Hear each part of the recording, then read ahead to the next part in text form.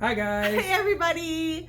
Oh wow, this is our second episode. Thanks to everybody who watched our last episode. We had really great thanks for everybody who shared. Shout out to all you guys. And watched and commented, and we look forward to continuing to share with you this week. This week, you might wonder why I have this lovely Chemex here to share. It's because our topic today is How do you like your coffee? And apparently I've been using that for juice.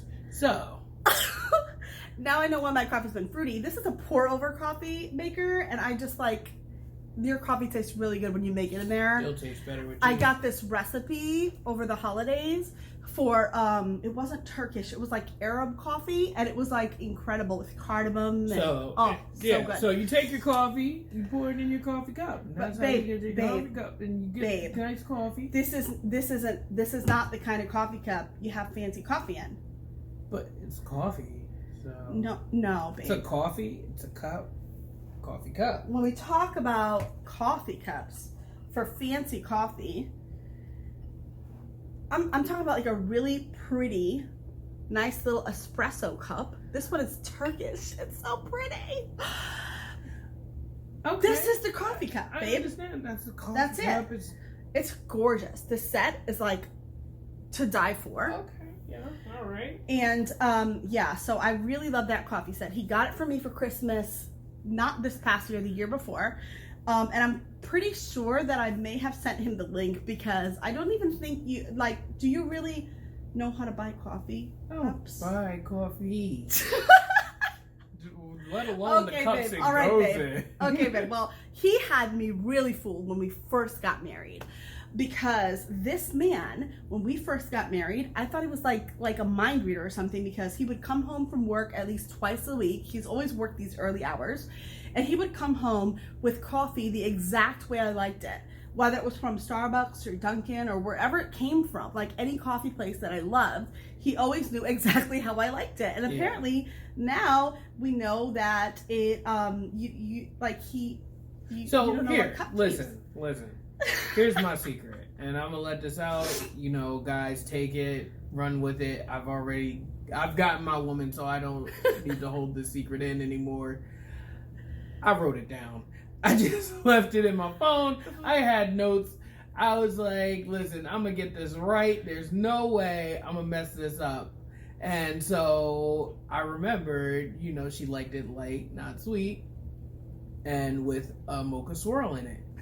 And that was Dunkin'. It was different for Starbucks back then. It was different for Starbucks, but back then we was running on Dunkin'. So that's how she wanted it. And ever since then, I've just kind of always put it in my mind, knowing how she wants her anything. Like even just recently today, we had protein shakes. Those were really good, babe. And I came home with a protein shake. Now, you can get chocolate, vanilla, something like that. But I got her what I knew she would like, which was this red velvet. But here's a hint, my gosh, with some Oreo in it. It was really good. Yeah, but so why is the whole coffee thing important? Why did we title this whole episode about how do you like your coffee? Yeah. Funny thing about this man, he doesn't even go to coffee shops. Yeah, I don't really do coffee. I don't do coffee at all. So he didn't. He doesn't drink coffee. As long as I've known him, I'm wondering how he's even alive right now, because I think like if I had an IV of coffee, I probably wouldn't get enough still. But he has remembered through the years exactly how I like my coffee, and so that translates today, because I'm obviously, as you can see, a major coffee snob, into him knowing what brand of coffee I like at home. And cup. Yes. And every time he makes breakfast, he also makes me a cup of coffee, which is very simple nowadays. It's not as elaborate as the mocha swirl situation, but yes, we do have our little things, and she knows me too, because again, I don't drink coffee, so she doesn't give me coffee, she gives me vanilla iced chai, so I do like that. So yeah, that's great. Anyway, so talking about the little things here. I have notes. I always have notes, guys. Yeah, we both do. Okay, so why is that important? Like, Brian, you don't drink coffee. Why was it important for you to know what kind of coffee you like? Why was something like, honestly, like, it wasn't a big deal. You could have just called me and asked, hey, what kind of coffee you like, or you could say, hey, honey, I made breakfast, so go ahead and make yourself a cup of coffee. It's a Keurig. It takes a minute. Well, just like in the explanation of the coffee cups themselves, like you showed me, you have this big coffee cup. Again, takes coffee just the same. It does everything, but it's plain. It's simple. It just does the job.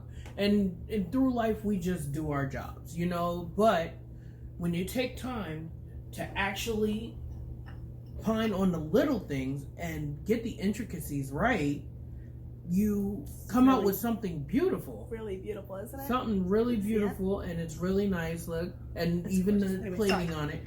Okay, And that's my point, is that the little things may not, in retrospect, like the little things do make a grander gestures than all the big things you do. Like, we just got over Valentine's Day, and yeah, I came in dancing with some flowers. Shout out Everybody to the saw people that. shout out to the people who saw it and liked it.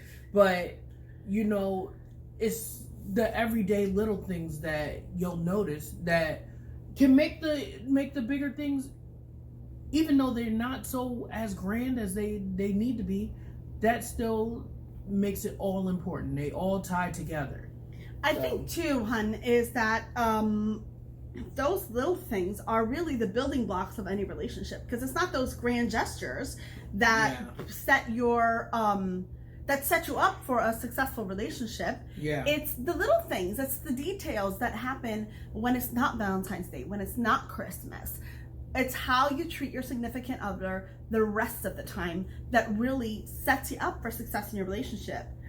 And that being said, especially for me as a mom, you know, life gets busy between work. I work at home, and we have our 5-year-old son, who's awesome, by the way.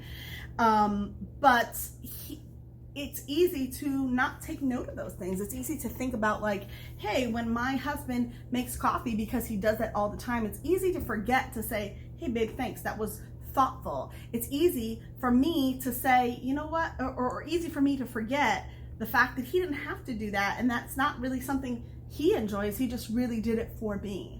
And so that's how it comes to this quote that and that's why I've been kind of looking down. So excuse me for being here. See, he's in the I new, have everything in my phone. I'm a little delayed. He's No, a millennial, and I'm old, right? No. I wrote everything on paper. First off, we are using her phone for this right now, so that's the reason why. But like I said, anyway, getting back to our thing, is enjoy the little things in life.